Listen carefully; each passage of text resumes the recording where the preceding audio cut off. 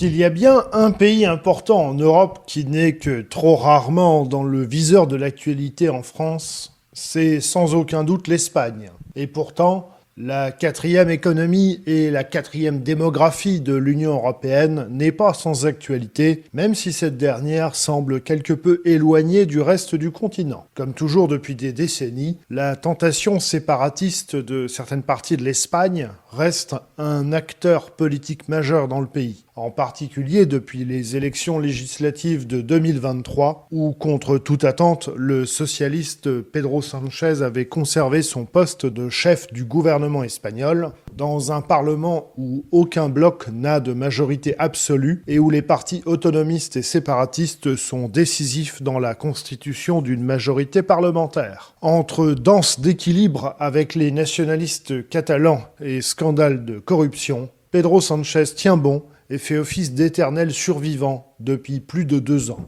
En matière politique et institutionnelle, l'Espagne est sur la corde raide et dans un équilibre extrêmement précaire, comme quasiment toujours depuis 2023, voire en réalité 2018 ou 2016. Mais la situation ne cesse de s'aggraver sur ce plan-là. Le président du gouvernement espagnol, Pedro Sánchez, qui ne disposait déjà que d'une minorité au Congrès des députés, s'est retrouvé encore plus isolé depuis que ses alliés de Junts per Catalunya, Ensemble pour la Catalogne, c'est-à-dire les indépendantistes catalans de droite, l'ont lâché, estimant qu'il ne répondait pas suffisamment vite et pas suffisamment correctement à leurs exigences d'amnistie pour les anciens dirigeants séparatistes catalans. Je pense notamment à l'ancien président régional catalan, Carles Puigdemont, qui pour le moment ne peut pas encore rentrer en Espagne, qui est toujours actuellement en Belgique. Pedro Sánchez donc se retrouve dans une situation encore plus précaire et il est cerné de toutes parts par de nombreuses affaires de corruption présumée qui touchent des membres de sa famille, notamment son épouse et son frère, mais aussi des membres ou anciens membres éminents de son parti, certains qui ont été écartés pour justement pouvoir préserver la formation et le préserver lui en tant que président du gouvernement. Donc sur ce plan-là, la situation est extrêmement difficile aussi. Il ne faut pas oublier que le procureur général de l'État, l'ancien procureur général de l'État, Álvaro García Ortiz, a dû démissionner parce qu'il a été condamné par la Cour suprême espagnole pour une affaire de révélation de secret de l'instruction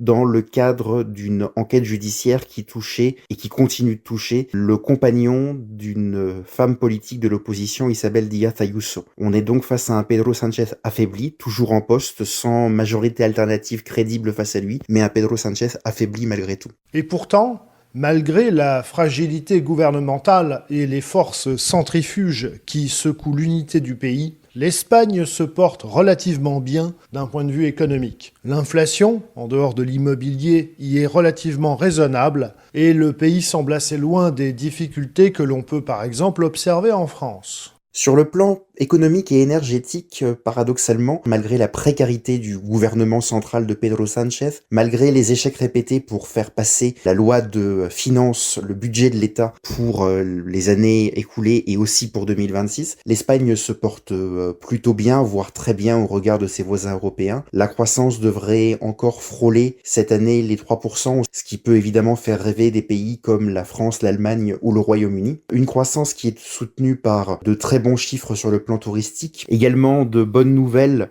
globalement sur le front de l'industrie, des investissements étrangers importants, américains, chinois, européens, dans le domaine de l'intelligence artificielle, des centres de données, des batteries et des véhicules électriques, y compris maintenant non plus seulement les batteries, mais un peu toute la chaîne de valeur des véhicules électriques. Donc c'est positif de ce côté-là, le déficit baisse, il sera sous les 3% normalement à la fin de l'année 2025, la dette publique baisse aussi, elle devrait prochainement passer sous les 100% du PIB, après avoir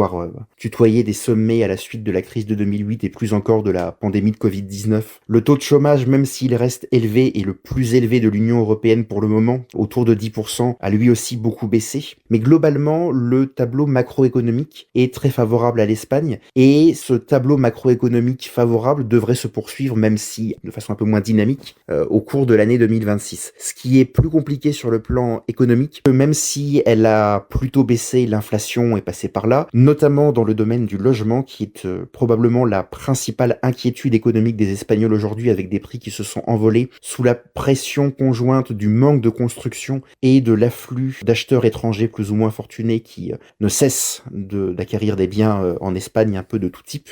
En matière énergétique, les prix de l'énergie, de gros en Espagne, sont plutôt bas. Malgré la réintégration du pays dans le marché, unifié européen de l'énergie, les prix restent, assez bas, surtout en comparaison d'autres pays, parce que l'Espagne dépendait moins des fournitures russes, même si elle leur dépend un peu pour le gaz, mais elle dépendait moins des fournitures russes que beaucoup des pays européens comme l'Allemagne par exemple. Aussi parce que l'énergie renouvelable pousse les prix vers le bas. La grande panne électrique qui a touché l'Espagne à la fin du mois d'avril 2025 a été due à un problème manifeste d'adaptation et de modernisation du réseau qui est dépassé par la production et par les caractéristiques techniques de la production. Ça, c'est un des grands chantiers, un des grands défis du gouvernement Sanchez en matière économique et infrastructurelle. Et c'est quelque chose qui inquiète un certain nombre d'acteurs qui estiment qu'il faut lancer très rapidement des investissements pour moderniser le réseau et aussi pour le rendre plus performant face à la production électrique espagnole qui est plus importante que la consommation, un peu à l'image de ce qui arrive en France cette année d'ailleurs. Sur la question migratoire, le gouvernement de gauche de Pedro Sánchez a une rhétorique assez ouverte,